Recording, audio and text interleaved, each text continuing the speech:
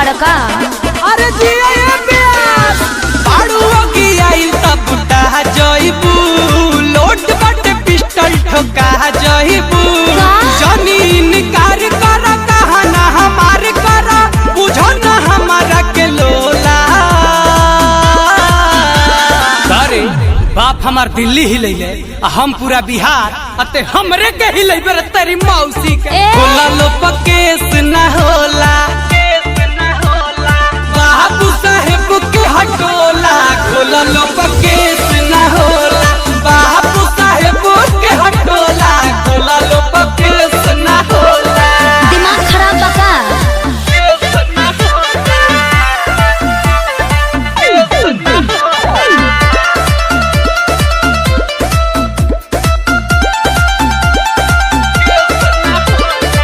ना कोनो दूत हई नहीं कोनो भूत हई जानत नहीं खे का जिद्दी राजपूत हई। अरे रे ना कोनो दूत हई नहीं कोनो भूत हई जानत नहीं खे का खाटी राजपूत हई। ले ले पानी काटा बिछाव तेंदु बाटा बाटे 20 बीघा के कोला।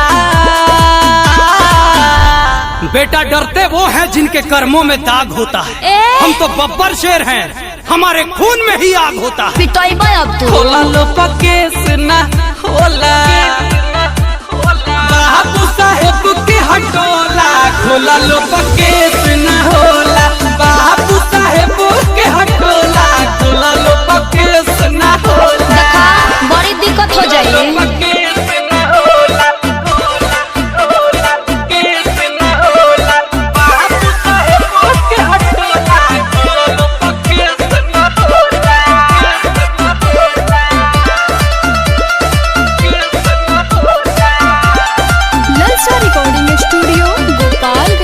देखे में सीधा साधा हई बाकी टेढ़ा गोल्डन रवि सिंह से बना वो जन बखेड़ा।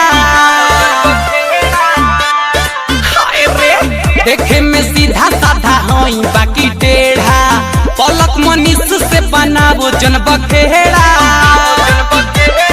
सुमित द्विवेदी डीजे विकास के केहू ना आज तक बोला। किसकी मजाल जो छेड़े दिलेर को गर्दिश में कुत्ते भी घेर लेते हैं शेर को। खोला लो पकेस ना होला बाबू साहेब के हटोला खोला लो पकेस ना होला बाबू साहेब के हटोला खोला लो पकेस ना होला। जानना पहचाना तू मेरा मेहमान है। मारे की धूम